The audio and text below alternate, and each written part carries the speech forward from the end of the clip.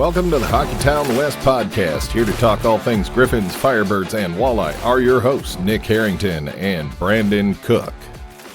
Oh, well, happy Monday, gentlemen. As if you're watching this on YouTube, you'll see that there's three faces here. It's not just me and Nick's ugly mugs here. We added Tyler's too. So Tyler Kuehl makes his return to the Hockeytown West Podcast, and I am one of the hosts, Brandon. I'm Nick. And then Tyler, how you doing, buddy? I am doing well. It was a very uneventful Monday in West Michigan, but elsewhere there was a lot happening. So, not too bad. I got to wear shorts for most of the day. It was around 50 degrees and sunny in Grand Rapids, so I can't complain. So not too bad. Yeah, I work from home most days now, and I definitely grabbed my laptop and sat out on the deck for a good hour or two today. It was a nice, refreshing day here. Oh, yeah. Well, aside from the other things, but Yeah. Nick, how are you doing today, sir? I had to wear pants. Yeah, I work in an office with a tie. Yeah. Wonderful. Yeah, I'm good. Good. All right. Well, Tyler is joining us because we had some interesting stuff to talk about. Because this episode, we're going to talk about the Griffins and their amazing 7-game road win streak, their 6-game win streak they're on right now. We're going to jump into that. But there was some updates in the Hockey Canada case today, which, Tyler, you are much more educated on that than both Nick and myself, and it's maybe someone that's listening. So we figured bring you on, talk about this, kind of get caught up on it. We are going to timestamp in the description of the episode when this starts, because this is a triggering topic to some, and we want to be respectful to that. So if you want to skip ahead to the Griffins talk, look for the time in the description below, and you'll be able to just skip right to the fun stuff there. But Tyler, why don't you educate Nick and I, kind of give us some background where this all started and how we got to today, which was, for the uneducated, even looked like an absolute disaster. Wow. It's crazy to say this now. You have to go back 6 years, and we can honestly say 6 years to when Canada won gold in Buffalo in 2018. Beat Sweden. Yeah, Sweden losing in a gold medal game in the World Junior Championships. Tell me where you've heard that before. But a few months later, for those that don't know, and once again, this is people are like, oh, we all know this, Tyler, skip ahead, whatever. I'll get to the point. In June of that year in London, Ontario, which is odd because typically Hockey Canada runs a lot of big events out in Calgary and out west a little bit. I never really knew that London was a place for this sort of stuff to happen, but obviously junior hockey teams and 2018 team, they're being celebrated at an event, gala held by Hockey Canada, partners there, all that good stuff. And from what we learned today, there was a press conference held by the London Police Services in order to kind of update people on an investigation. And a lot of this stuff that they revealed kind of was talked about, but wasn't confirmed, but now it is. There was an event, and then after the event, a bunch of players went to a local establishment in London, Ontario. And then after that, one of the players went back to a hotel with a person that they met at the bar. And long story short, things happen, and the victim involved was a victim of alleged sexual assault. She claimed that she was sexually assaulted. And apparently, according to what we learned today, a relative of the victim called London police, filing a complaint and kind of asking what steps do we go forward through this. And what ended up happening was an investigation was opened, but it was closed in February of 2019. So give or take actual date, you're looking at about 8 months or so, 7 or 8 months of an investigation. It gets closed, deeming that no charges were necessary. So, unfortunately, this was on no one's radar. I didn't know about it. No one knew about this until 2022, when TSN's Rick West had received a report that Hockey Canada had a settlement with this alleged victim for about $3.5 million Canadian, for those that really care. Long story short was this came out and like, wow, why are they doing this for $3.5 million? What is this settlement? What does it have to do? Rick West had, and I believe, and I think Katie Strang did something on it as well. Long story short, this really rose back to the floor, and a lot of us said, why is this a thing, and why are we learning about this 4 years later? This is 2022. And so now all this is happening, and we're getting this information, and there's hearsay about this happened to do with the 2018 team, and then the investigation was opened, And all of a sudden, people are like, wow, this is a very, very big deal. And obviously, the investigation gets reopened, and all of a sudden, players on that team start coming out. I believe Cale Makar was on the team too. Like guys and their agencies started putting out releases saying, I was not involved, my client was not involved, blah, blah, blah. And it whittled down a list because at the time, the alleged victim said that there were eight people involved, 8 players involved. But long story short, it was determined over the last few weeks that 5 players are going to be charged for sexual assault. Alex Formenton, formerly the Ottawa Senators, he played over Switzerland. Dylan Dubé of the Calgary Flames, Michael McLeod and Cal Foote, both currently of the New Jersey Devils, and Carter Hart, goaltender of the Philadelphia Flyers. So those are the 5 players that got it. It was initially reported that 5 players, they kind of left them anonymous, but then all of a sudden, 5 players were granted leaves of absence from their team. And then Formenton surrendered himself to London Police Services. And then it came out later from the Globe and Mail in Canada that the remaining 4 players also reported themselves to police services. So all of this happening, and before the players were revealed their identities, at least, London Police said, we're going to have a press conference on February 5th. And we're going to kind of update with everything that's going on. And so they gave the pretty basic, here's what we know. And this is what I just told you all that you were watching or listening. And they took questions from a lot of people. And of course, Rick Westhead was there. Robin Doolittle from the Globe and Mail. Our good friend Elaine Shercliffe from Full Press Hockey was there as well. She got in the question line. London Press, CBC, CTV, Canadian Press, like everyone was curious on and they were asking a lot of the same questions of, what can you tell us? What can you tell us? What happened, blah, blah, blah. And both the detective involved as well as the London Police Chief, Ty Trung, both of them had initial statements and pretty much did a bunch of nothing. They said a bunch of nothing. They were saying there's nothing we can reveal right now. They did apologize to the victim publicly, which I know was a big deal for some. And I know to some people, they're just going to kind of roll their eyes and say, well, of course they're going to say that. There's a bunch of cameras on them. And I understand that feeling towards that. But everything was kind of going with this press conference today, as you'd expect. It was going very, I remember I was in our little daily face-off chat and we were kind of saying, well, this is a bunch of nothing. It's kind of what we expected. They were going to tell us the bare minimum. And they had initial court appearances this morning. The players were released on undertakings and the court proceedings are being adjourned until April 30th. So that was kind of the big news of, what could happen with these players moving forward.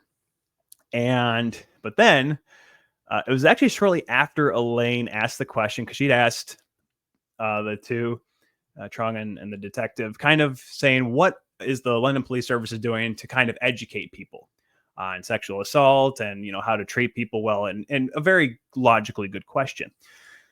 A couple people later, Trung comes back to the mic and just has a brain fart. Guys, it's the best way I can describe this right now. And I'm gonna say this right now. Disclaimer: I am paraphrasing what he says here. He comes up and says a lot, because a lot of the questions started to get pointed towards Hockey Canada, which obviously yes, because the reason why this is such a big deal to so many people is because it involves hockey, especially in the Canadian media. Hockey Canada, at a organization that is funded by the government, which means that taxpayers have something to do with it. And obviously people that put money in towards, registration fees for playing hockey. There's a lot going on with this because there's a lot of intricate details, and people at home, they can kind of look up. There was, funds being put aside by Hockey Canada to kind of pay off these settlements and make sure, nothing ever comes to light, gets swept under the rug and all that. So Trung comes up to the mic and says, I need to say something. Like, okay, well, this could be good, because obviously you could tell right away it was not scripted, because their initial statements, both of them were scripted.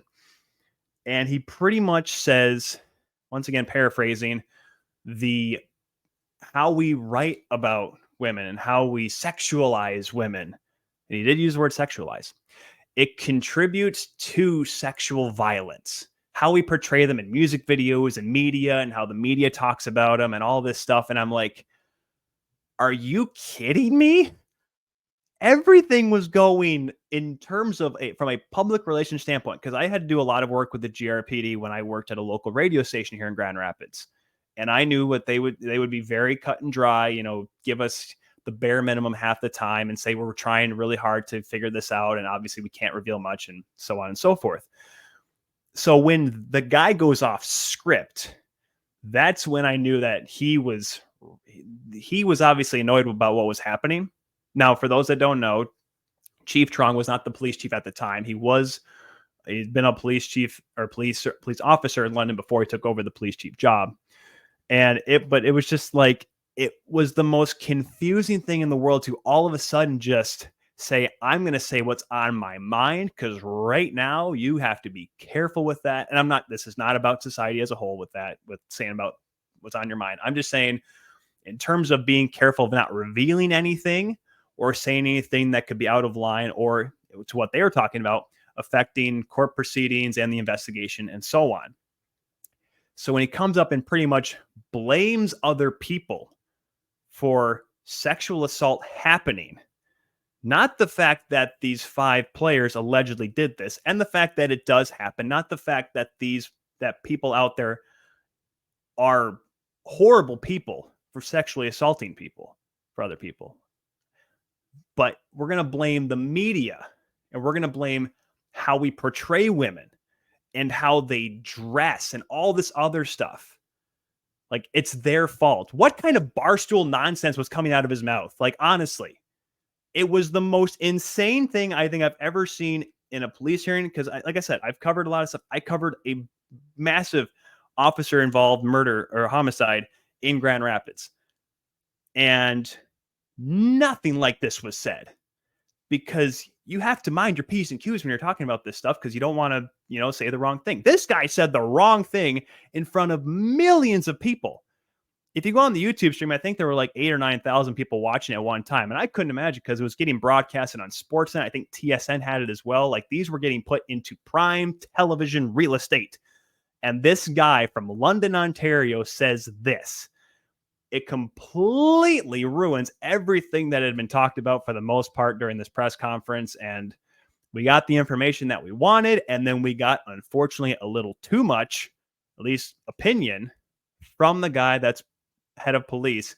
And unfortunately, after that, everyone that was in line for questioning, it was unfortunately Elaine Shercliffe was already asked her question. She had to unfortunately go sit down. Everyone else just piled on, because I don't know what that guy was thinking. And now here we are. We're waiting for April 30th now. And we just kind of shrug our shoulders and say, well, that went horribly wrong for them.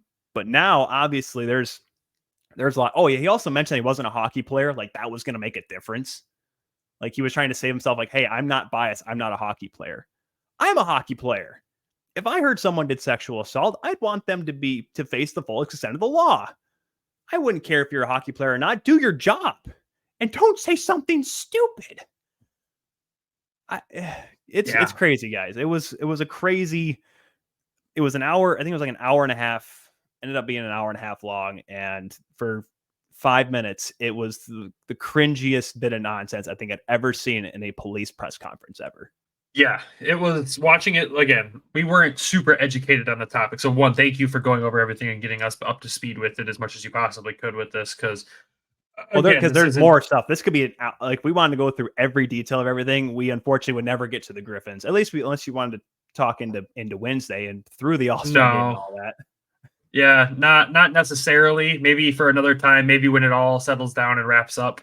But thank you for getting us at least up to speed with it. And yeah, I mean, as people who weren't too in on what was going on, watching that unfold, as soon as he said that, it was immediate. Just, what are you doing? Like, this went a completely different direction. And I don't know what guy in the media was the next guy to ask a question after that, but he went right in on it, and I appreciated that a lot.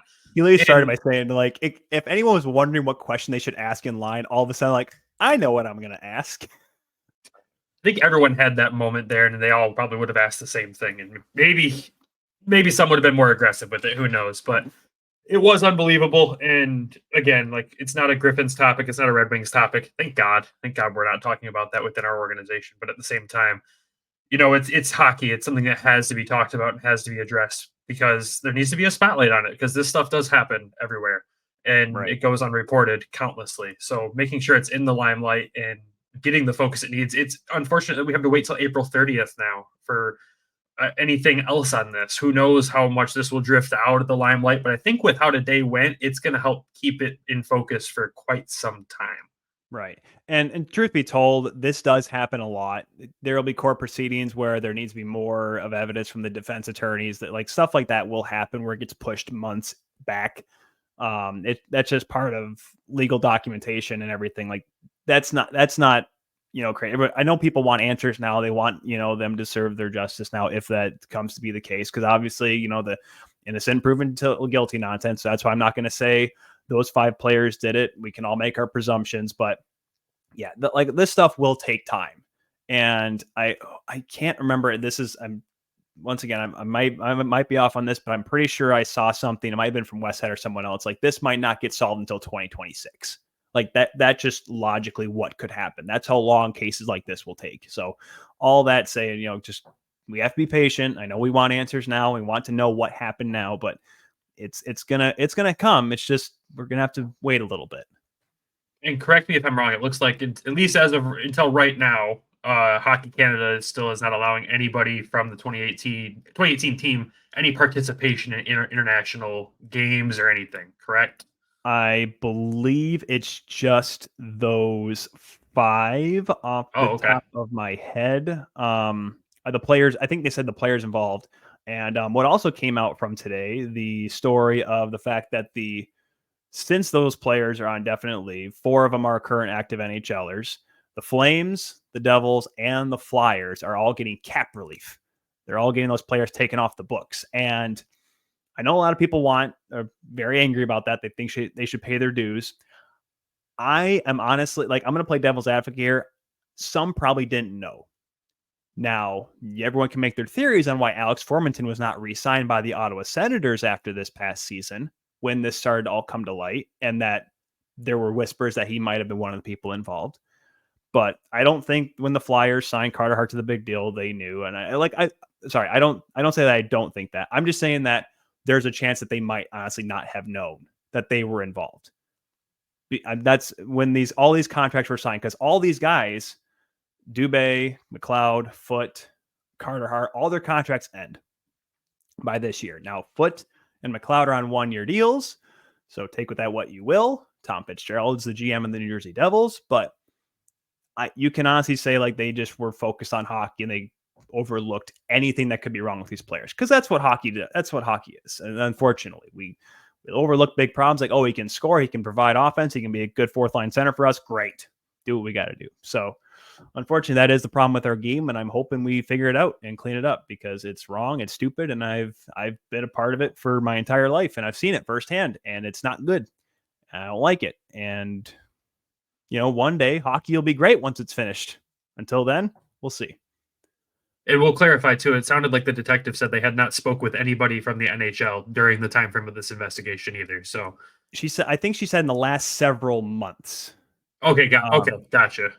And so, which of course, I think one of the last question was, how was Hockey Canada involved? Did Hockey Canada interfere with their investigation? The previous one, which was at the point there were no more questions being taken, which would have, if there were any answers given, I think that would have been certainly noteworthy, because I know people are pointing the finger at Hockey Canada for being involved, but like I said, we don't know, and we won't know for a long time. It'll be interesting. It's something obviously we'll keep a close eye on and definitely bring you back in multiple times to probably talk about this in the future. Unfortunately, we'll bring you in for other things too, we promise. But actual good stuff. Yeah, you're just more educated on the topic, at least further back than we are now that we're in on it too. Nick, what did you have to add? Yeah, we'll bring you back for some fun stuff, not something so sad and just I don't want to say controversial, but it just seems like the press conference, I turned it off after they blamed the media. I mean, I was like, oh, this is the comments on the YouTube page the YouTube stream was still on. That was supposed to be turned off at the start. So the police forgot that one too. But it's it sounds like they didn't want to give up too much information because I feel like that they might be under investigation after, based off of how the first investigation went. I don't There's know. there's a lot of questions being asked still. We left with more Yeah. questions than answers today, I think. Yeah. And unfortunately, the only real soundbite we got was them apologizing to the victim. Good. And then Chief Trung just going off script, and that poor public relations officer just sitting there off to the side. I would have loved to have seen her face when that was all going down, because there's no way in the world she wasn't wanting to tackle him and say, "Stop talking, please." Did they issue a statement afterwards about it or no? Nothing yet. I'm pretty Maybe sure there's going to tomorrow. be questions and maybe a meeting, but unfortunately, nothing that we know publicly. No. Yeah. That'll be what a lot of this is. We won't know publicly for quite a long time until Yeah. all things are probably settled and done. But after that, let's move on. Let's move on to a cheerier topic here, because it's a hard one to talk about. I mean, it's a reality that we have to accept, but God, you hate to have to talk about it within your favorite game that you love. But let's move on to the suddenly surging Grand Rapids Griffins, who have won 7 straight games on the road, 6 in a row just overall, haven't lost in regulation in their last 7. Guys, this team's starting to become a wagon, it feels like. Yeah, I mean, they're doing what we thought they would do in the beginning of the season. I mean, They are the who first, they thought they were. yeah, they're exactly who we thought they were. I mean, there was a tough spot where I was like, when we went on like a 6-game road losing streak, that I was kind of nervous, but we knew that it's going to take time for this team to develop and gel and get together. But it's crazy to see 6 straight wins on the road and 7 straight wins, and they've done them in different styles, different ways, and come from behind. They were tied, they were up, then they lost, and then they were up. And I mean, it's just been a crazy fun atmosphere. Brandon knows, like, last year was my first year as a season ticket holder, so coming out, like, experiencing the downright lows of this team last year, and then the years prior that I was here in Grand Rapids, like, it was just 1 game or 2, so I wasn't really following them this much, but it's definitely got me thinking playoff hockey for this year with the way that they're And playing. yeah, and that's what I think, because it's funny, after my last appearance, we're talking about how red hot they are and how great this team is. Like, oh, they're going to be playoff bound. They lost a couple of really tough games. We're like, oh, well, Tyler jinxed it. Way to go. Never come back on this program ever again. But what we've seen from this team is, especially the 3 wins in a row where they had to come back, the 2 insane games in Manitoba, and, coming back at home against Rockford, and especially the way they gave away that game last Friday in Rockford as well. And that was a really big tipping point for this hockey club of, settling down, realizing, all right, guys, it's not over. We can still win, because last year's team, they give up a lead that late, or they go down 4-1, 3-0, or whatever. They get, if they're behind by any deficit, just pack it in. This night's over. We're seeing a team that has the confidence and the grit, dare I use the term we use for the Lions these days, but the ability to not give up and not let up and continue to fight on. And it's funny to look back at the game against Rockford, the latest win, the 7th win in a row on the road. Berggren doesn't even get a point in that game. It ends he had a great point streak going into that. And he was a real big reason why the team was winning games and all these comebacks. And, it seemed like everything clicks when it needs to. We can obviously see the holes in certain spots of the game. I don't think, and I'm pretty sure Dan Watson will even admit this too, whenever next time I get a chance to talk to him. The Griffins really haven't played many full 60-minute games this year. I can probably count on my 2 hands, if not just one. And I think with the fact that they're winning games when they're not playing their best shows how dangerous they can be. And the fact right now, guys, that we're talking on this February 5th, we're in the All-Star break right now, and we're talking about the fact that they are tied for 2nd place in a division. Is it 2017? Are we sure we're not in that area? Because, guys, like, remember how far Texas was? They were like, what was it, like a baker's dozen ahead of the Griffins at one point at the top of the division. Then obviously they slumped a little bit. They had some guys get called up to Dallas and what have you, and Milwaukee got really hot. But The fact of the matter is this: the Griffins picked up wins when they had to. They got the 2 points when on many nights they should have had 0, if or maybe 1. And right now they're not just contending to stay in the playoffs or maybe sneak into that 4 or 5 spot. They're looking at getting a bye of that play-in round and having, knock on wood, potential home ice advantage if they can keep it up at this rate. I mean, hockey is a bunch of ebbs and flows and roller coasters, so they might, they'll hit a downturn eventually for sure. But if they can stay afloat when that mark hits their part of their season, you gotta like where they're standing going into the playoffs. I mean, I know there could be a massive collapse. Shoot, all of a sudden, teams can get hot because Chicago's in a playoff spot right now, and they were looking like the worst team in American Hockey League history 2 months ago. So, I mean, it's just weird how this game works, but you gotta like what's going on throughout this team, and it feels good. Because the last few years, even, before the last year before the pandemic, they were looking good. They were going to make the playoffs, but they weren't going to go far. This is we haven't had the feeling about this team in a long time, guys. Like that's what's really impressive about this group. Yeah, it's a weird feeling. I love the feeling of it. Like you said, there's been so many crucial games that they've come back and won, or games that they've given up. I mean, shoot, I think of the last home game they had against Belleville, start off with a 3-0 first period lead, and then you come out of the second period, you're down 4-3, and still somehow come out of that game with a win. And there's one guy kind of at the center of the consistency pile right now for me, and that's Sebastian Cossa. The consistency in his game right now is unreal. And we saw this in Toledo last year. He started off, it was okay.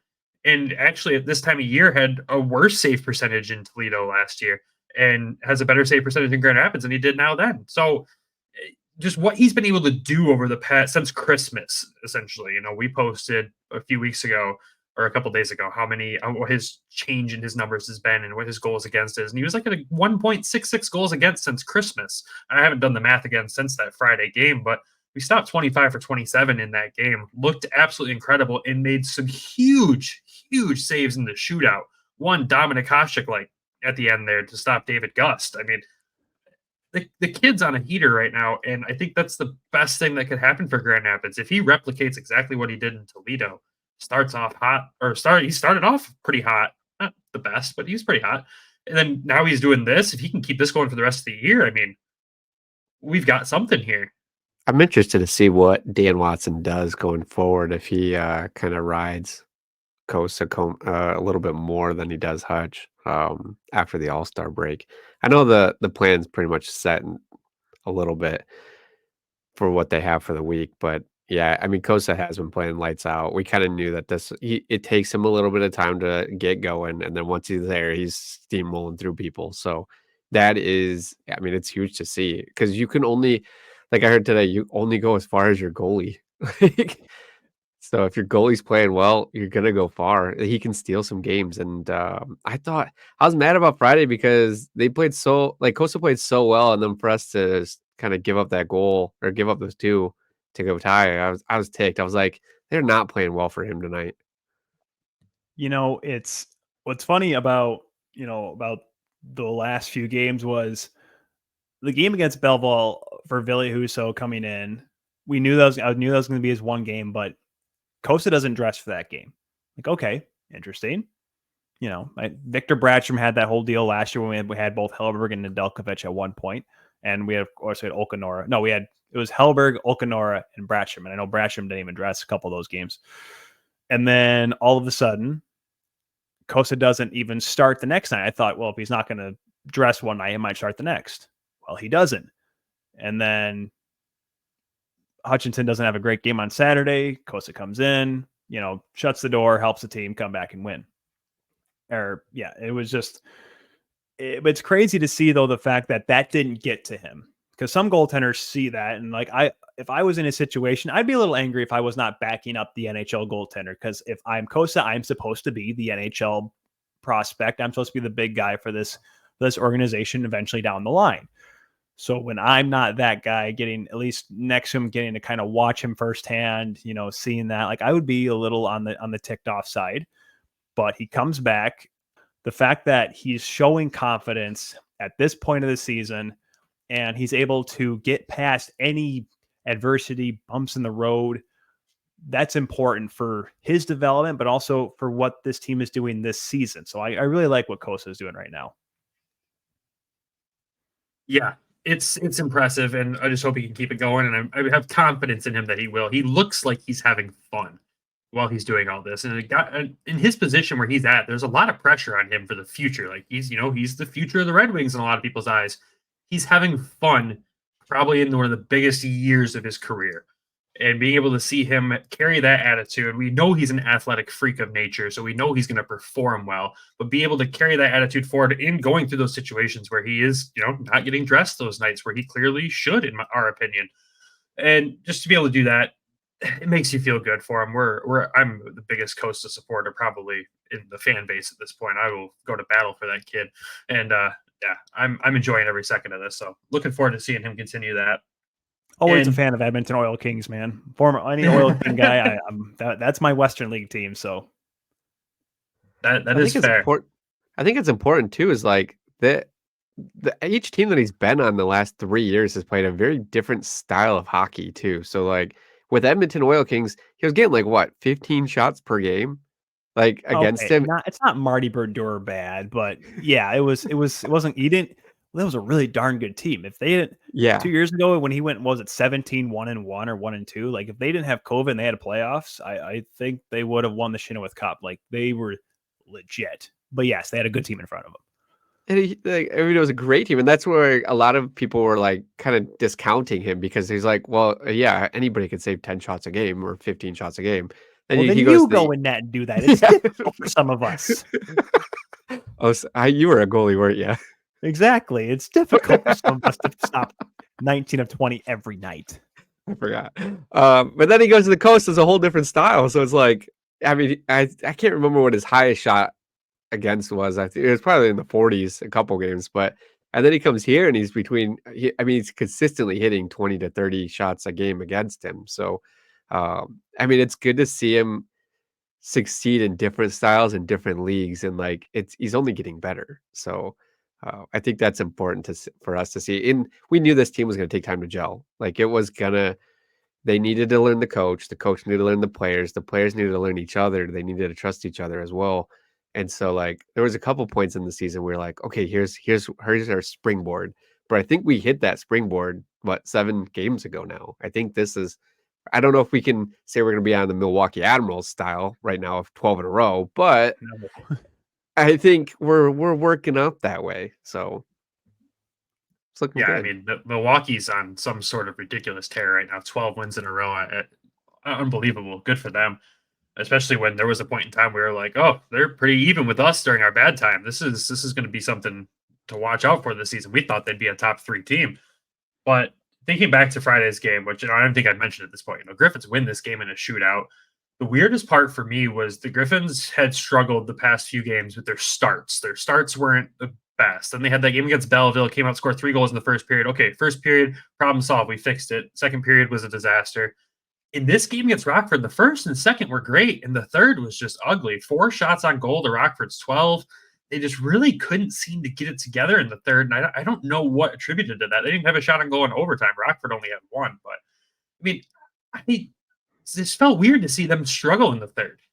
No, I really, the thing for Friday night's game was I think they had a lead. I know they gave it up, but they quickly got it back. I think they were just playing a little tentative. They were trying to protect the lead instead of it's a really dumb saying, but they were trying to not lose the game instead of going out and trying to win the game. I know that might sound dumb to some people, but that's the mentality of a game. You're trying to not allow the other team to score instead of going out and trying to score yourself. I mean, if anyone watches football, anytime a team has lead with less than 3 minutes to go in the game, what happens? Defensive backs, linebackers, they play the prevent defense, and quarterbacks are able to hit 7-8 yard slants and move up the field pretty quickly because there's so much room, because teams just sit back. They don't attack, they don't pursue, and they don't try to force turnovers. They allow the game to come to them, and that's when players make mistakes and players get careless. Simon Edmondson puts the puck over the glass, and the Ice Hogs tie the game up late on the power play. So for me, I think that's really what it came down to.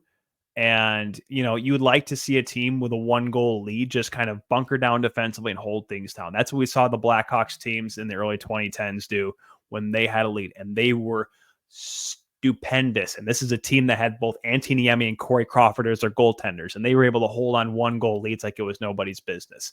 Unfortunately, not everyone can do that because we're the Grand Rapids Griffins. We're not a 3-time Stanley Cup championship team. That's just kind of how the game is played. So I think that has something to do with it. This is from my perspective, my analysis. I could be wrong. I'm sure if Dan Watson was going to sit here next to me, he's going to probably say, nope, we played our game and we just messed up. But you know what? That no one's going to point the finger and say, this is what went wrong, intricate points, at least not to us. I'm sure they go to when they watch film the next day or the next time they look at it, they're going to say, all right, here's what went wrong, guys. This guy did this wrong, and point out every intricate detail. But I just think a lot of it had to do with them sitting back and not really, minding their P's and Q's in their defensive zone. And that's a really important thing for them to do going forward, is not be scared to lose a game, be confident that they can win a game. And that's when you're going to start seeing them hold on to these leads late in hockey games, and which is obviously going to be important if they want to make it through the playoffs. I think you hit the nail on the head a lot right there, Tyler. Is there wasn't a whole lot of penalties called in this game. There was only 5. And 2 of them were in the third period, both against us. And they ended up scoring on one of those, Rockford did. So, once it was tied, I got nervous because we're not great in overtime. We're not great in the shootout. I believe Cossa's numbers are better in the shootout than Hutch. I don't have the stats in front of me, but he's way better in the shootout than Hutch is. But as soon we are not great in that 3-on-3. I don't know what it is. I think it's more of an organizational thing because the Wings aren't either. And it's the most stressful thing for me to watch is 3-on-3 overtime with our teams, both teams. It's not the prettiest thing in the world, but hey, I'll take a shootout win when we can get it. And thinking of the shootout, before we go to the ad break here, the lineup was interesting that Dan threw out there for the shootout. Seeing Elmer Soderblom lead that off, I was very confused. You see guys in practice, and I did it even when I was in college. We didn't really have a shootout, and when I was my semi-pro days, we would end with breakaways, with shootouts and stuff like that if we ever got into it. And sometimes you just see guys you think are favorable. There's if anyone remembers the post-lockout the first year, Jussi Jokinen was the best player in the shootout because he did the Forsberg and he was just lethal at doing it. It made no sense. He wasn't really good at anything else that year, but he was good in the shootout. Tyler Bozak did it for the Leafs for a long time. And maybe Soderblom would just looking good in practice, and Watson saw, hey, the kid's got hands. Let's throw him out there and see what happens. So that could be the reason. That makes sense. He does have good hands most of the time too. And I can't talk him down to it. He's been playing significantly better the past 5 games. And it's definitely noticeable. We call him Bambi on skates over here, thanks to our friend Devin Little pointing that out. And he hasn't looked like Bambi on skates for quite a few games now.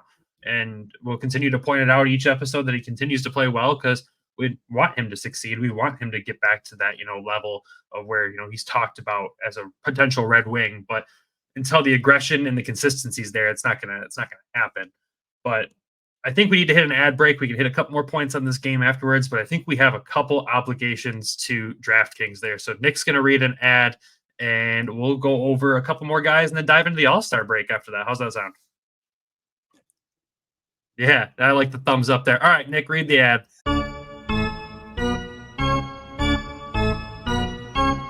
Looking for a super offer for Super Bowl 58? DraftKings Sportsbook has you covered. New customers can bet on the big game and turn $5 into $200 instantly in bonus bets. Currently, the Kansas City Chiefs money line is plus 105, so if you bet $5, you could win $10.25. Download the DraftKings Sportsbook app now. Use code THPN. New customers can bet $5 to get $200 instantly in bonus bets. Only on DraftKings Sportsbook, an official sports betting partner of Super Bowl 58 with code THPN. The crowd is yours. Problem? Call 1-800-GAMBLER 800-800-GAMBLER or visit www.1800gambler.net. In New York, call 877-8-HOPE-NY or text HOPE-NY 467369. In Connecticut, help available for problem gambling, call 888-789-7777 or visit ccpg.org. Please play responsibly. On behalf of Will Casino and Resort in Kansas, 21 plus, age varies by jurisdiction, void in Ontario. Bonus bets expire 168 hours after issuance. cdkng.com/football for eligibility and deposit restrictions, terms, and responsible gaming resources.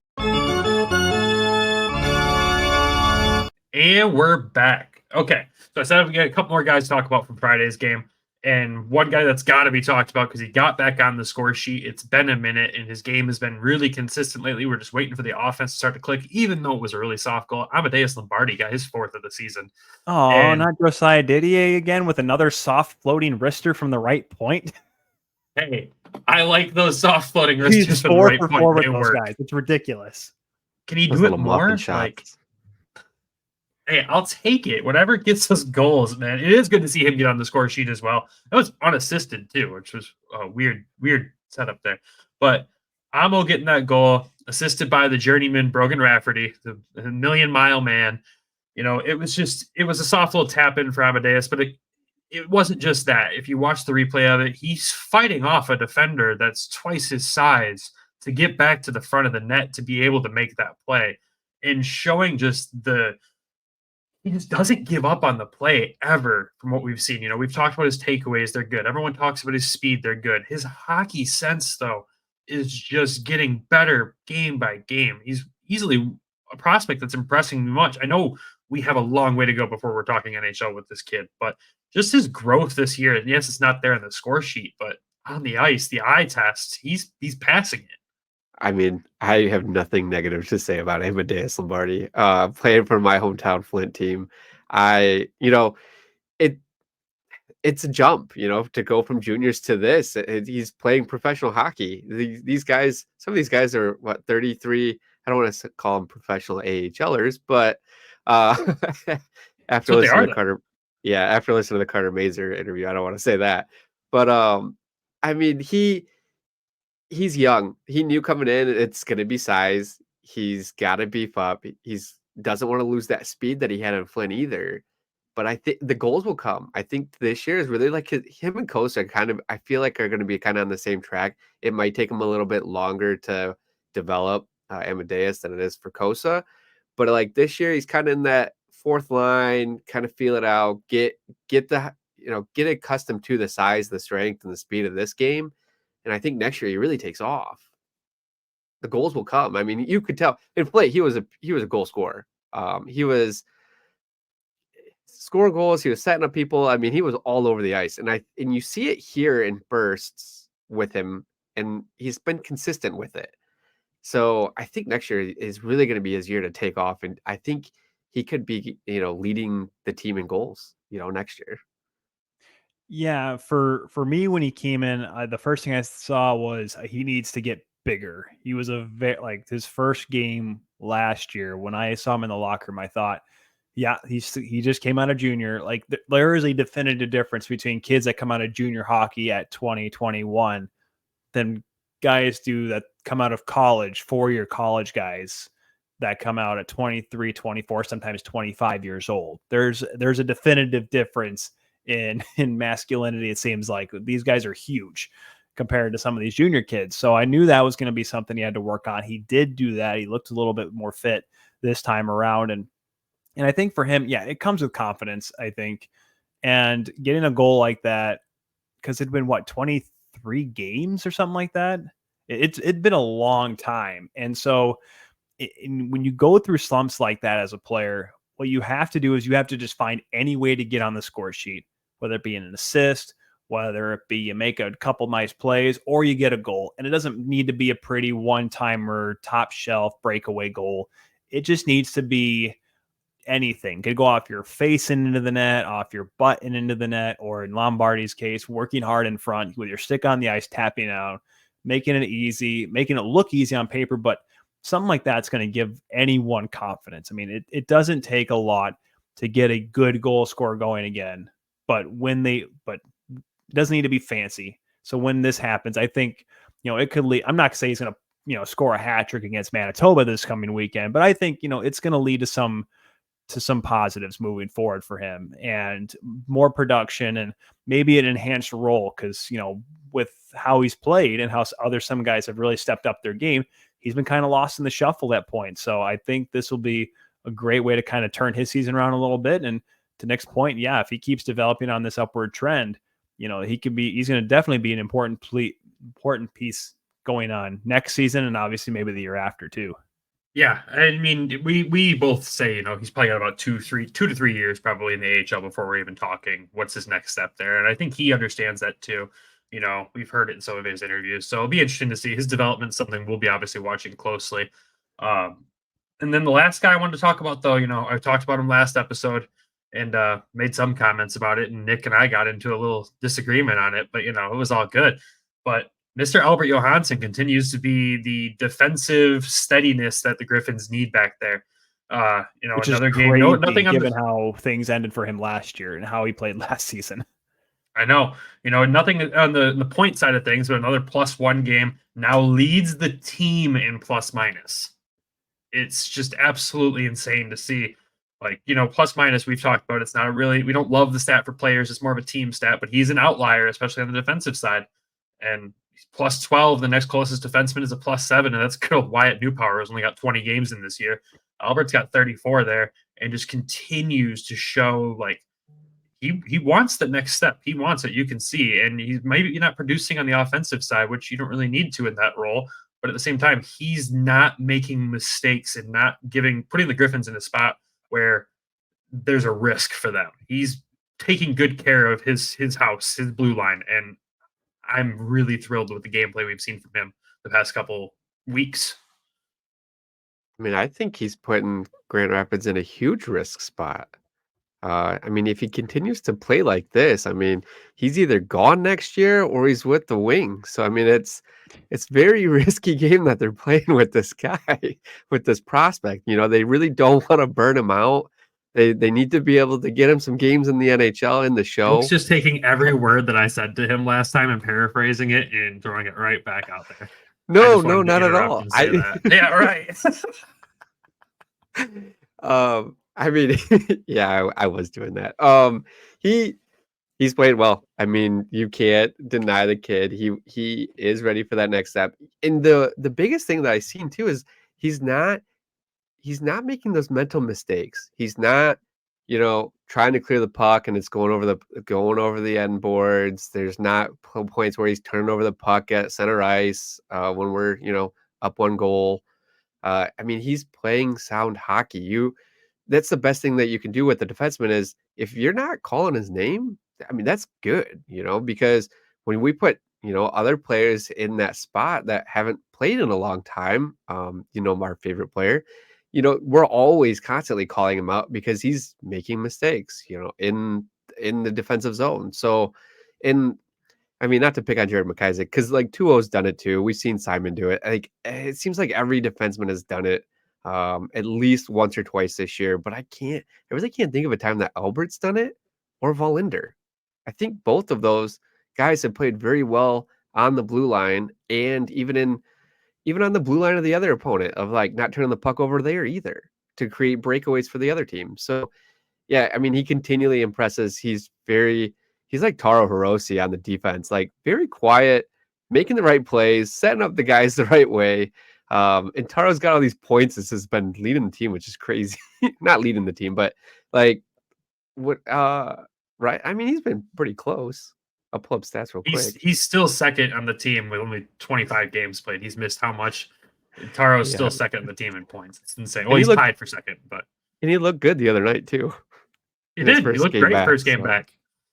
Yeah, he was dealing with some nagging injury. They wouldn't tell me what it was, but yeah, so it's good to see him come back. But going back to Albert, he was in a boot.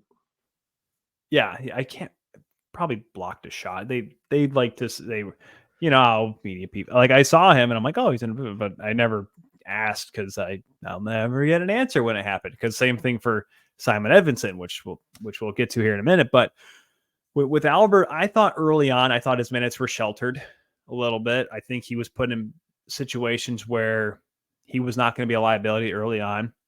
But I think with his confidence really growing, I think that helped him immensely because what he didn't have last year was he didn't have a guy in Dan Watson helping bring him over and kind of helping him out and, kind of helping him acclimate to the North American game, which I know sounds dumb and cliche given the fact that international hockey is kind of moving over to the NHL standardized ranks a little bit more over there, but, to a lot of Swedes and obviously, players that do play international tournaments in Russia and Finland, a lot of those ranks are still international size. So Albert didn't have that last year. He does this year, and that's what's really being helpful for his development this season is that he has someone that can pull him off to the side and say, hey, I've done this for a long time. I know a thing or two about playing defense. Here's what you're doing wrong. Just focus on this. Instead of doing what you're doing here, do this instead. And obviously it's paying off for him. And I think that's why his role is going to grow more because obviously there's going to be some defensemen that aren't going to be on this team much longer. Simon eventually is going to get called up for sure. And obviously some guys might move on. We'll have to wait and see as the years go on here. But he's going to get the bigger minutes eventually. And to Nick's point, yeah, eventually that is the plan. That is the plan with all these guys to get them to the National Hockey League. And, I really view him, I might be dating myself here. Not really dating myself. It might have been 10 years ago now, but he reminds me of Alexei Marchenko, a guy that was solid. He had a lot of upside and eventually did make it to the NHL and played for a number of years. So I think that if you just give him time and give him that ability to play bigger minutes, he'll develop into obviously a really good top 4 caliber defenseman. And to eventually make the NHL, and hopefully it's with the Red Wings because, there's some old guys on that blue line, and eventually they're going to need some young faces on there. You think he moves up next year? I don't know. I'd have to look at their cap friendly and figure out where the spaces would be for the Red Wings. He'll probably get his first shot next year for sure. Injuries will happen. Guys will, have issues and eventually, but I don't think he'll be an everyday guy next year. No. You think he leaves then? Request a trade like the rumors around Berggren? Yeah, because that, I'm not going to buy into those rumors because I think with Albert, I think he just wants to find a way to play. And if it means going somewhere else to eventually get a shot in the NHL, sure. But I think if he stays with Detroit, he's going to have a much better opportunity, especially the way this team's in an upward trajectory right now. I don't know why you'd want to leave this team if you know that eventually you're going to have a shot to play, because look at guys, and I know it's going to sound dumb and cliche, but look at guys like Nicholas Kronwall, look at guys like Jonathan Ericsson. They were coming up through the Griffins at a time when the Red Wings had a very good caliber defense core, and they stuck with it. And Ericsson probably could have gone somewhere else and been an NHL defenseman sooner, but he stayed with the Red Wings and had a rather fruitful career. Didn't end well for any of the Red Wings during that time, but he stuck with the process and he knew what the team was doing and was kind of guided in his development, and it helped out and paid off. So I think for a guy like Albert and, maybe not heralded as the top prospect and defensively for this Red Wings organization, I think you stay with it. I think you just kind of hang out and do your best. And when you get called upon, who knows? You might one day get a chance to get called up and you play well enough and you stay in the top 6 for the rest of that season. And bam, next thing, like you said, it could be an everyday NHLer. That's how this game works. The puck bounces very odd ways sometimes. Yeah. One quick follow-up question to that, though. Do you think if he goes to Detroit, I'm not the London police chief. I'm not going to say anything stupid. Do you think if he goes up to Detroit, he'll finally smile? No. He'll do it. He's always so grumpy. He's always so feisty and grumpy every time we see him. Even I've seen him in public and he's been grumpy. So, when we interviewed him, what game was it? When we interviewed him after the game, wasn't Rockford, Cleveland. I think it was the win against Cleveland. He scored the 2 goals. And I remember I was talking to him and we interviewed, and I guess like Hazel May and all, not Hazel May, the PR people that were shooting the videos and stuff, they were asking like, hey, you gonna smile this time? And he's like, oh, I don't know. We'll see. And, I tried to butter him up a little bit and, sometimes some of those guys they're very nervous about coming out of their shell, right? Like they're hockey players they're known for being robots and whatever. They don't want to show too much emotion, don't want to cause a stir with personality and hurt the room or all that old time nonsense. I think eventually he'll come out of his shell, but he if he scores a few more goals, we keep putting him in front of the camera in the locker room and the post game pressers, he'll eventually give us a smirk maybe. I like that that's not just like a thing that we joke about on here, that it's something joked about within the organization, it sounds like, because we always talk about how he never smiles, and hearing that someone down there said that's makes it even funnier. But, talk about getting out of their shell. I mean, look at Simon Edvinsson and Bergie lately. They are completely out of their shell finally. Bergie 5 or 3 months ago, we're like, he doesn't want to be here. And now it's at the point where maybe he doesn't want to be here. Sure, he'd rather be in the NHL, but he's having a heck of a lot more fun, which is a great transition to talk about the AHL All-Star game. That's where he's at right now. He's currently happening. The Central's playing as we speak. They're up 3-0 on the Atlantic in the first game here. He hasn't scored yet though, but they're having fun. We saw the post-game interview of Simon Edvinsson after he beat up Angus Crookshank, and you got Bergie chanting Rocky in the background. Like, those two guys are having fun. It's a bummer that Simon's got this little injury that kept him from going to the game. Oh no, yeah, I would like to see him too. I can't remember, and I asked about it, but I was neither confirmed nor denied. But it was a road game. He got hit. It wasn't Chicago. Was it the one that he had the weird, like, where he got dazed pretty bad afterwards? Yes, that was in Manitoba. Yes, it was against Manitoba. He got hit, and it was late in the game, and he just looked awkward. And I'm like, oof, who knows what that could have been, and. Like, man, that doesn't look good. Doesn't really phase well for what could be moving forward. But I'm not sure if that's it. But when I was told it was a nagging injury, I dated it back to that. But once again, I don't know for sure. He could have had a shot blocked in practice or took a stick somewhere during a game in a net front battle. Who knows? So I'm not gonna go too far deep, but I understand why players sit out for injury and whatnot. And it's smart. I think he would, it's funny, like looking at Edvinsson, I would try to think what event could he do as a defenseman? Cause he's good enough. Like he could do hardest shot, but his shot's not, he's gonna probably hate it if he hears this, but his shot's not that hard. He shows up there, he gets plus 100. I mean, it was struggled for anyone there to get over 100 last night. I think only 2 guys did it. Yeah, I mean, it's better than Dadias. Who's? Didier's. Dadias. I always flip them back and forth every episode. I'm gonna tell him you said that. No, but it's fun. Like I don't want to say accuracy shooting because it'd be weird to see a defenseman in that. I mean, though Ray Bourque did it back in the day, but. Like Berggren is like, all right, he'll do pass, shoot, and score, maybe puck control, relay, maybe and I'm like, I was like, oh, he has, he's got these great shots, accuracy shooting. I'm like, listen to him during any press conference. He does not think he's a goal scorer. It's funny to weird. Hear him. He only participated really in one event. It was like the relay thing for puck control relay, and then he was obviously in the 3-on goalie. I don't remember what they call that whole stupid pass, shoot, and score. It's the stupidest thing ever. Hey, some of the goalies had fun with it, Askarov. Well, yeah, we have fun with it, but it's like maybe it's because I'm used to facing a bunch of 2-on-0s, 3-on-0s during games. I'd be sick of it, but like I would just start throwing my stick at people. I'd like lay it out there and have them go around me. Like I don't know.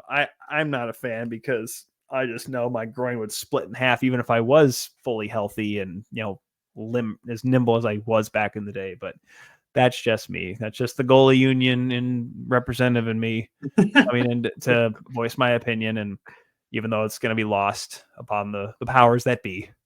I mean, Askarov threw his stick and blocker to get the puck off someone's stick. But he's been doing that forever. Is the Askarov stick Twitter profile still out there? Like that was a big thing in World Juniors one game, like the semifinal against Canada all those years ago. Like he couldn't hold on to his stick. So seeing that, I'm like, oh, hey, he still does it. That's good. Yeah, it's fun to see at least Bergie at the All-Star game. I can tell he's having fun with it. Nice segue there, Cookie. Yeah, thanks. He definitely didn't get to participate in too many of the events, but at the same time, it's fun seeing him there. I mean, the highlight for me in the event's been Griff the whole time. He's just having a freaking blast out there. I've seen him on the camera more than I've seen half the players at this point. It's been fantastic. But you know, the AHL again doing my favorite thing, and I think Nick's favorite thing too during the skills competition, taking down the side glass up and down the rink, letting the fans that are sitting down close get that up close experience with their favorite players. It's one of the coolest things, and I don't know how the NHL hasn't adopted it. But the AHL doing that, it's such a cool thing to see. I thought it was just a Laval thing last year, but nope, they did it in San Jose again.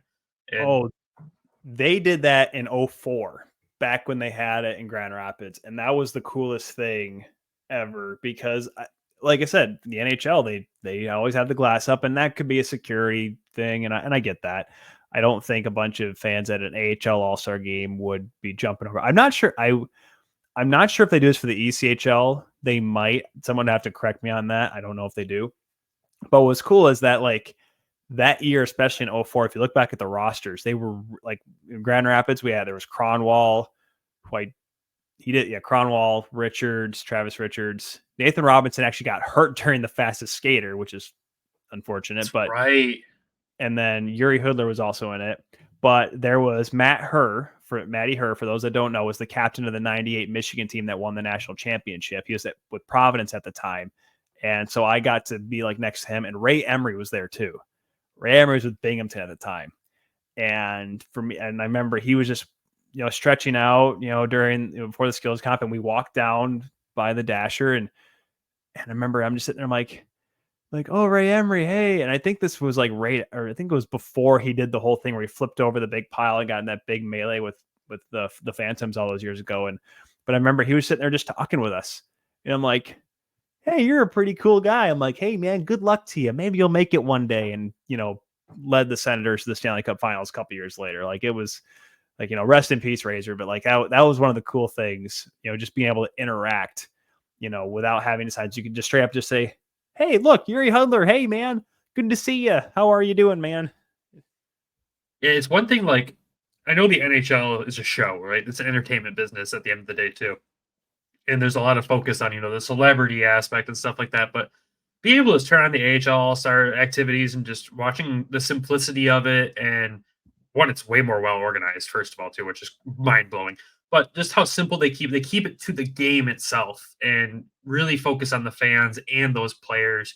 They just do an incredible job with it. And I know we're recording during the actual All-Star tournament, the game, so I'll definitely be rewatching it after we're done here. But I hope everyone that got the chance to tune in, it's free to watch on AHL TV. You don't have to pay for a subscription to watch it. I hope everyone got to tune in and watch some of it, or goes back and watches some, because it's worth it. And the 3-on-3 games are an absolute riot. Either they're super intense or they're hilarious. And just while we were talking, just glancing, Askarov was the first goalie in for the Central, and he was being Askarov. He was being an absolute character. And that's just fun to see that side of the players come out in a game format. Not that he doesn't do that stuff in game already anyways, but who knows, you wish the early parts of the season would have gone better for the Griffins. I think we'd be looking at a Cossa in the All-Star game, but that's just me. I think Cossa would take it too hard. he would try too hard, I think. Nah, I think he's got that personality where he had fun. Yeah, I'm hoping. I was thinking the same thing last night, Brandon. Is like, Cossa. I could see Cossa here next year. I mean, following what he's been doing this year, if they do pretty well next year, I mean, I could see him there. But the other thing that I liked on this is not only did they keep it simple for the fans, they kept it simple for the players, but the players actually gave a damn. Like, I didn't watch the NHL one because I had to work, but I saw the clips on Twitter, and Kucherov just showed up. Like, it sounded like a lot of the players just showed up and didn't really care or try. Unfortunately, Kucherov was the one that everyone looked at because Kucherov doesn't care.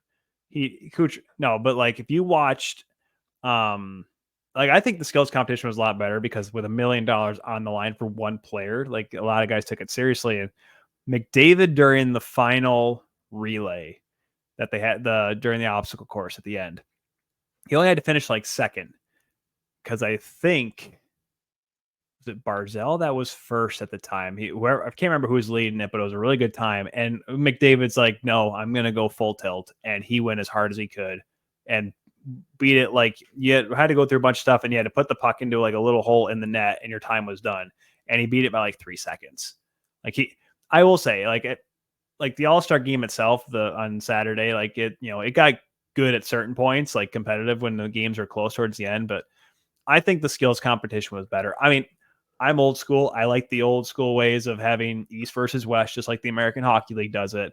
I do like how they do the round robin thing. Make the players play a little more often. It makes you don't have to sit around as much in between the games like they do for the NHL. But I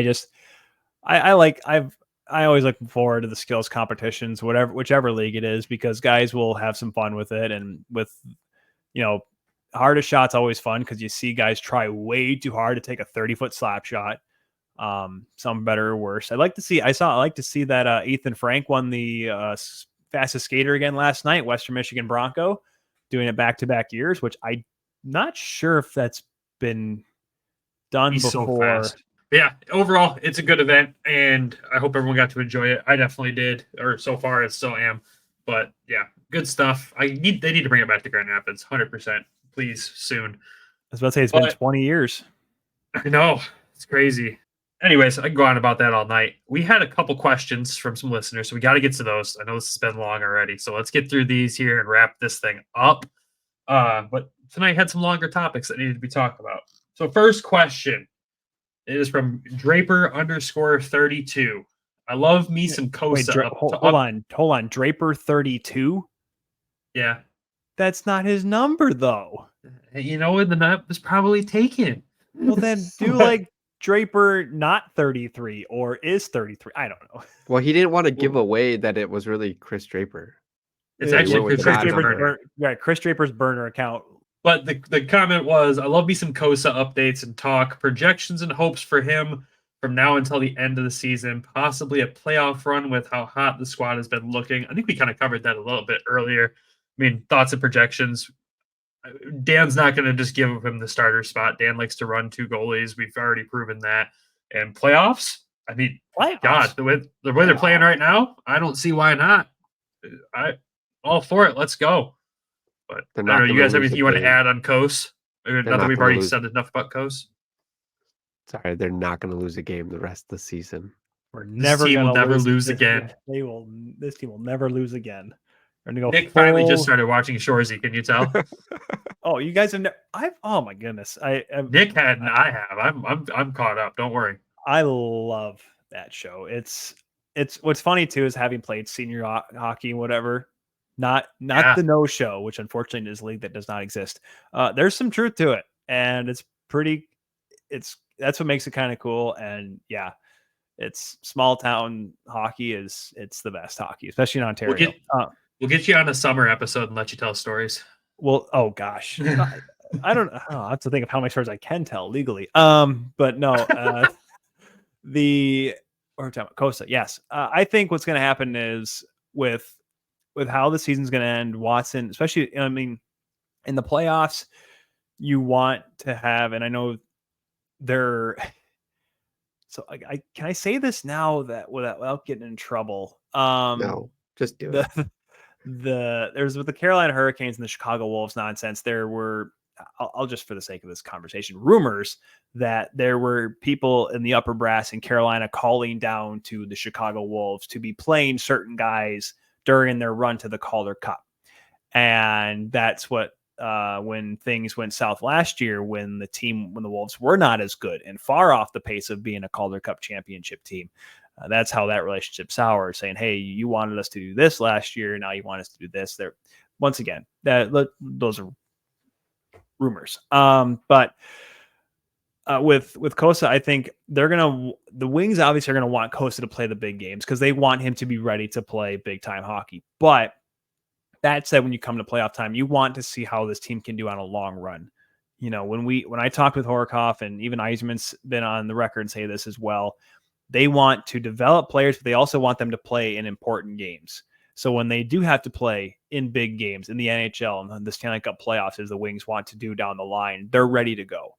And I'm not saying Cossa is going to be doing that in 2 years or 3 years, but that experience now will help him moving forward.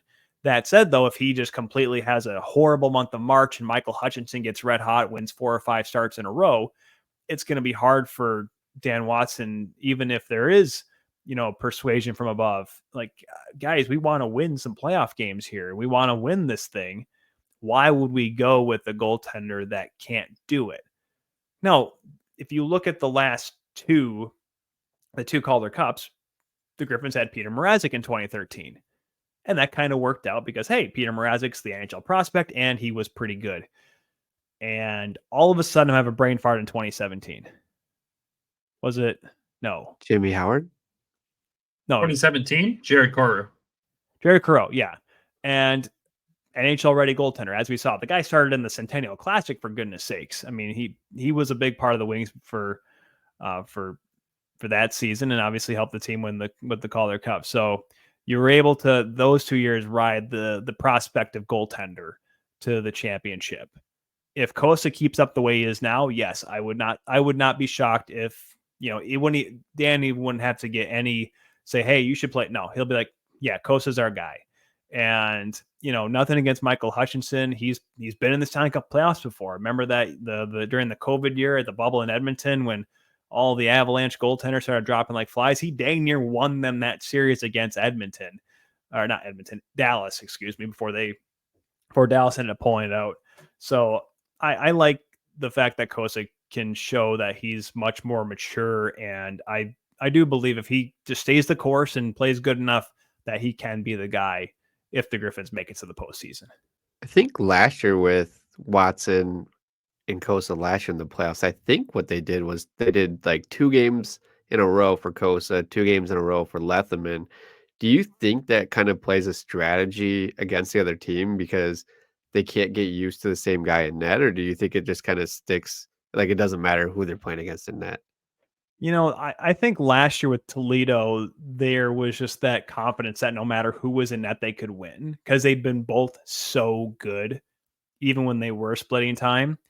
And with that, because they did it so much that when you got to the playoffs, you don't really want to change what's been working for you, right? And they darn near did it. They almost made it all the way to the Kelly Cup final. So I can see why that'd be the case if they keep moving it forward. But we've seen stretches this season where Hutchinson gets 3 or 4 in a row, then Cossa gets 2 or 3 in a row, and obviously I think Hutchinson's got more of the long stretches compared to Cossa. But at one point, that's why I'm thinking to myself, are they just playing Hutchinson to trade him? Is that what the deal is right now? But obviously it hasn't happened. But I wouldn't be shocked if they keep splitting them, if they split them pretty equally towards the end and they're both playing well. And because in the playoffs you don't get many back-to-backs, so you don't have to worry about that too much in the American League as you would with the NHL and the ECH, or not in the NHL, but in the ECHL. But I don't know. That's actually a really good point. I'd have to talk to Dan, but I'm pretty sure if I ask him about that now, he's like, it's February, and so when April comes around, him and I will have a heart to heart. We will discuss between the two of us who should start in goal, and he will totally listen to me and hear my opinions out. It sounds like he's a patient guy. He is open to listening, so you might have a chance there, Tyler. Oh, no, he's patient. He'll listen to me, but I'm guaranteed it's just going to go swoop and swoop out the other ear, and then just whatever. And then like, oh yeah, thanks, Tyler. I'll keep that in mind, and just whatever. He's good at tiptoeing around certain questions. I'll give him that. He's really good. Tyler or Dan? Coach. Both. So you would say though, Tyler, is playoff hockey is important for this organization for developing prospects? Oh, 100%. And even when I cover the Whitecaps, when I talk with when guys come down from the Tigers or guys that come down from and I speak with the managers, like they get the message, even if it's single A baseball with the Whitecaps, like they strive to make the playoffs, because even though it's a short playoffs, they don't play as many games as you would be in Major League Baseball or whatever. They want their young kids to get that experience of playing very important games, do or die games, because, to show that they can come in clutch and they don't rumble under the pressure. And it comes to the same thing with the Red Wings, especially with the Griffins being right below them. When they call up a guy in the, for late in the season, or have a guy maybe be a black ace that maybe has to get inserted in the playoffs coming up. Justin Abdelkader was one of those guys right out of college, came right into Detroit, played a couple playoff games, was big in the 2009 playoffs as well. Like, he was important, and it's because he played so many big games in college and being a national champion with Michigan State. And I know he didn't get that much time with with Grand Rapids in the playoffs before he went to Detroit, and obviously once then became a full-time NHLer.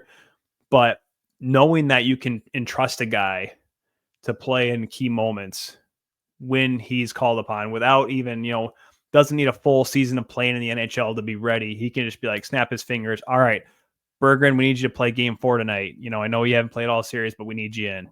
And they can come in big. Like, that's something that's honestly something management, upper management, Yzerman and Korkhoff and all those guys will look at and say, hey, can we trust this guy in this important game? And the fact that, hey, we can look back and say, hey, Berggren did this during this playoff series and, knock on wood, hopefully 2024, say, hey, we can entrust him to step up when we need him to.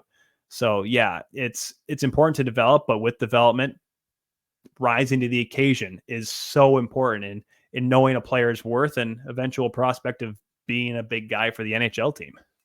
I have to agree with you. Don't do that, Nick. That's a horrible idea. I might have just I'll have other comments for Nick after we're done recording. Anyways, next question was from, what's the other question? was from Ron in Sports Talk. He asked if we had a YouTube. Yeah, we do. You are hopefully watching us on it right now. No, Nick already answered that one on Twitter. Randy Zick, our boy Randy, he had 2 questions: playoff run, definitely, or just squeaking in? ? I'm gonna say definitely. I'm feeling definitely. I don't know. Second seed. We're locking. Let me look at the schedule coming up here. He's gonna analyze it. Well, he's gonna make me eat my words. Well, you have 2 games against Manitoba, and I'm not going to say, those are easy wins because we saw how it went the last time. Cleveland is a really good team right now. You have them coming up next week. You have a home and home against them. They are looking really good in that North Division. Just because Columbus doesn't, and the fact that David Juracek's back down because Columbus decides we don't need to have a good hockey team this year. Cleveland's going to be getting that. You get Rockford again, and then you have 2 big games, and I think you have a 3-game stretch at the end of this month. That's going to be the measuring stick on whether or not I do think the Griffins will make the playoffs, but I think the 2 games, there's a 3-game homestand, 2 against Texas, 1 against Milwaukee. That'll be a stretch where, especially since it's at home, I think if they play well, I think, all right, then we'll have to see how they do on the road. But I think if they put out a really good effort in those 3 games in a row, games that, if you drop points, who knows what'll happen with Rockford and Chicago. They might climb up during that time if the Griffins fall flat. But if they step up against Texas and Milwaukee, I think this team could be a second place team. If they stay healthy, if the Red Wings stay healthy so they can keep some of the guys down here, I do think they could be a second place team. But the fact that we haven't played Milwaukee a whole lot this year, we have a few more games coming up against them. And if the Admirals stay hot, that's going to be so really some important games to see. They might fall back to third if they start to stumble here, because with so many games against your division opponents, you lose a couple, especially if you play Iowa a couple more times. If you don't step up and rise to the occasion against them, you know what? They get closer to you guys, and we still play Chicago. I think we have Chicago, 6 more times? Like it's, something and if we can't take them lightly anymore, because my goodness, we never took them lightly in the first place, but now they're one of the hottest teams in the division. We don't even realize it. So I'm not going to say yes or no to squeaking in or having a good spot and having a bye, but there's a chance the Griffins might lose 4 in a row at some point this year, and then we're all saying, "Oh my gosh, we're going to be lucky if we get 4th or something like that," right? So, I'm gonna let that question slide. Maybe ask me in a month. Maybe I'll feel more confident. The second part of Randy's thing was, do we have a possible timeline for Matt Luff's return? And yes, Randy, it was mentioned during the Wingwheel podcast night in Grand Rapids during Matt Luff's interview. He was cleared for contact last Tuesday. So we're probably looking before the end of the month. We see Luff return to the lineup.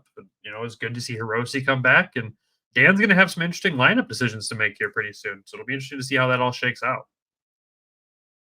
Yeah, that'll be important because Luff had a really good start to the year and last year. And when you get sent, when you come down from being, I'm not gonna say it was an everyday NHL with Nashville, but he was a prominent figure on the roster while he was there. And, he took his lumps, but came up and stepped up and played well in a short time and earned the call back up to Detroit. But the question is the way the team's playing in Detroit right now, even if Luff comes back and, is going in guns a-blazing, he might be here for a number of games.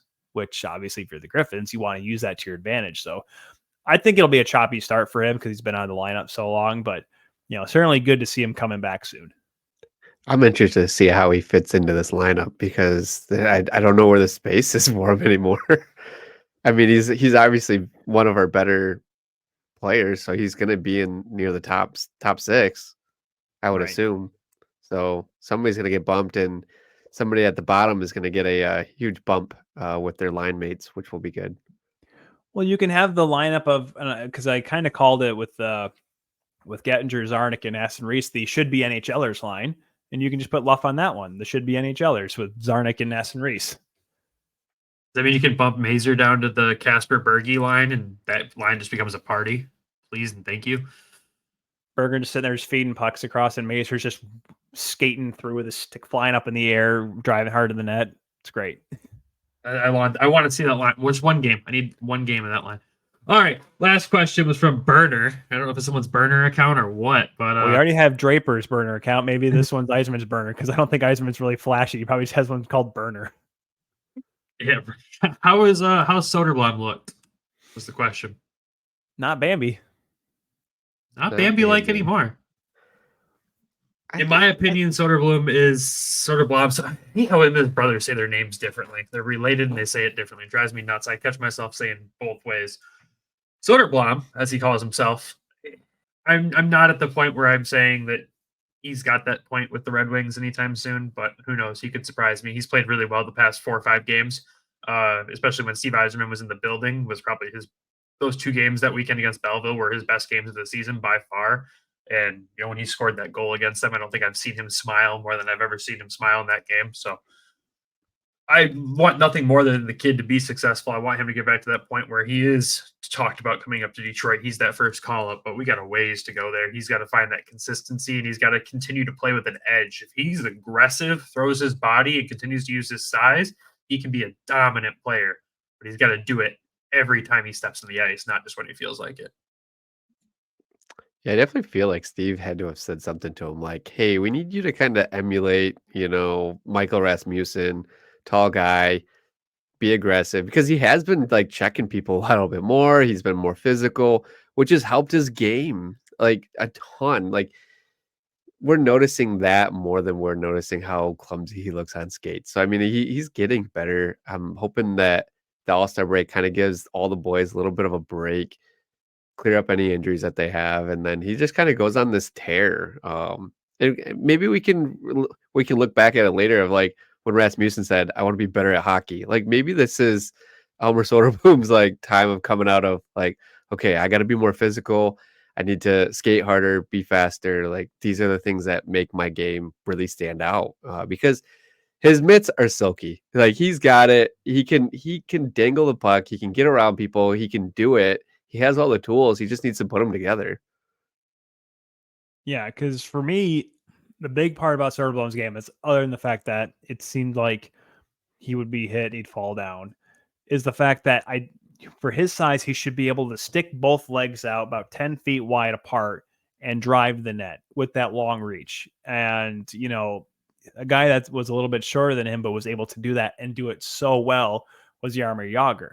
He would have a defenseman-sized stick in length and be able to dangle around everyone, but also he used leverage. He used as he'd probably explain it as well, his big fat behind, his big check behind, and use that to his advantage. Because people think puck possession and individual puck possession, stick handling, and being able to control the puck by yourself is all about your hands. How quick you can move your hands, how you can dangle through pylons and through sticks and through feet and all that stuff. It's also about how you position the puck and where you position it while you're skating, and how you can make plays with the puck by yourself with as limited, I don't want to use the word dribbling, but limited dribbling as possible. Limited movement of the puck with actually moving it back and forth. Just being able to stick it out with maybe even one hand or 2 hands or whatever, and just lean that shoulder in and make a play. Pavel Datsyuk was one of the best at it. I know people love to look at the fact he could dangle around and make Logan Couture, break his ankles and have San Jose Sharks run into him. They all love those highlights. But if you watch back his game, what he was really good at was along the boards especially, because Datsuk wasn't a big guy. He would use leverage and he use the weight on his stick to be able to hold the puck in the corner, being pinned to the boards, and still work it free and make a play on it. And Zetterberg was great at it as well. And Zetterberg's not a big guy either. Soderblom is huge. So if he's able to kind of find that tool set of being able to use his size to his advantage, he's going to be a dangerous hockey player, because that's something Joe Thornton got really good at eventually and became one of the best passers in our game. But being able to use his size and keep the puck away from other players by using his reach and using, the strength on his stick. So I think if Soderblom gets that, works on his edge work a little bit more, the sky's the limit with the kid. He's almost there, how tall he is. But it's just little things like that are going to elevate him from a good hockey player to a great hockey player. Yeah, I 100% agree. I mean, we all want him to be a good hockey player. We've seen the glimpses of him being able to do it. Consistency in doing it. I think last year putting him on the opening night roster, I don't mean to put words in. I think it gave him too much confidence. I think he got a little overconfident and thought, man, I'm here already. I'm 18 years old. Sweet. I can do this forever. They're on the Redwood line with, him, Rasmussen, and Sundqvist. They're great. And I'm like, well, that's awesome. But, I think he didn't, I don't want to sound like an old man. He didn't work hard enough and didn't cut his teeth enough and pay his dues. And I don't want to do all that nonsense, but I think he was missing some of that, and I think if he plays with a chip on his shoulder a little bit more, I think he'll have a little bit more to give, I think, than he would when he was thrown right into the NHL. Yeah, for sure. Well, that wraps up all of our questions this week. Thanks to everyone for submitting those. Appreciate it. Now, this episode's run pretty long, so I think it's a good time to wrap it up. Tyler, this is the time we give you your space. Tell the people where to find you and what you're working on. At the Twitters, the X, I should probably apologize. The reason why we ran this long is probably because of me rambling. So as I ramble here at this stage of the show, at TJKU29, you can find me. I do lots of stuff for Daily Faceoff, covering the Professional Women's Hockey League. That's in full swing. Well, it's actually in a pause right now because I got the rivalry series, the final 3 games of Canada and the USA. I got something on that coming up tomorrow. Yes, on Daily Faceoff, as well as I also write for College Hockey News. I got a couple interviews for that. That's going to lead to future pieces. And I also write, of course, for the Griffins at MLive.com and the Whitecaps too. And I did release last week a really cool piece about Michigan women's hockey, that there needs to be more of that. There needs to be an NCAA D1 team. I talked to a lot of players from the PWHL and at Michigan too.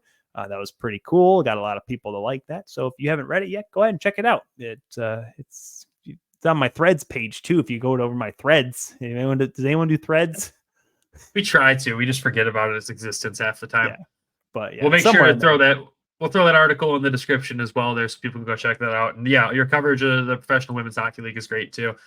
Great league. People should definitely be checking that out. It's super exciting, and you cover almost every game almost right now. You're posting stuff about, right? I do on Twitter. We don't write like game by game recaps like some do, but we do we do like our rankings. We have some features. I wrote something on Minnesota GM Natalie Darwitz, which is cool. Because she was super, we talked for 45 minutes. That's the one thing about the women's league that you don't really get with the NHL. These players and these managers and coaches, they just want to, they're just happy that, they're happy that we're covering the league and promoting it, and they'll just talk with us forever. I did an interview with a player. I think I used 2 of their quotes in that Michigan piece. I think we talked for an hour. Half of it was about dogs, but they're just happy that, it's fun to talk. It's fun to talk to them. They're so much more open. It's enjoyable. They don't care. They have nowhere to be. They're professional women's hockey players now. They have lots of time on their hands, which is good because that's what they deserve. They deserve to be professionals, and that's it. They shouldn't have to go to a day job, then go play Montreal in the 5th game of a playoff series. They're professionals now. It's great. I'm happy. Absolutely. But no, thank you for all that. We appreciate it. Thank you for coming on and talking about all this too. Nick, did you have anything else you wanted to throw in before we wrap this up? Yeah, Tyler, you know what you really need right now is Everything Hockey hoodie. Use code discount West, and you get 10% off. We just got ours this week. That's a nice plug, Nick. Way to go. You're Took welcome. the ad read out of my mouth. Look at you. I was working on it all day.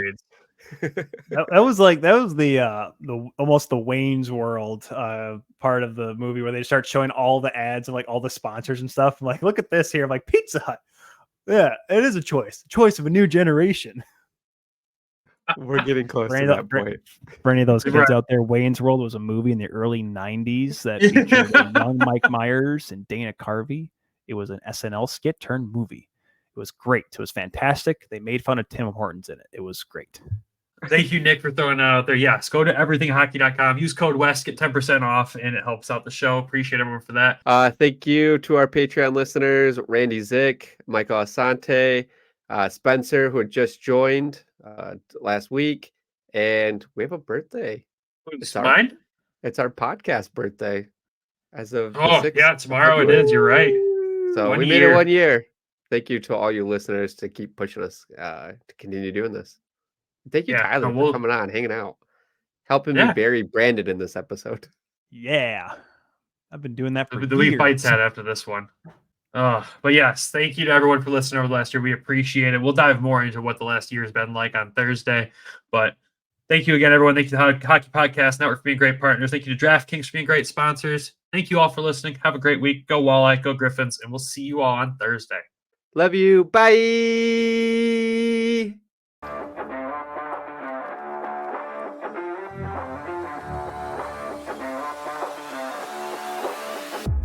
Thank you for tuning in to the Hockeytown West Podcast.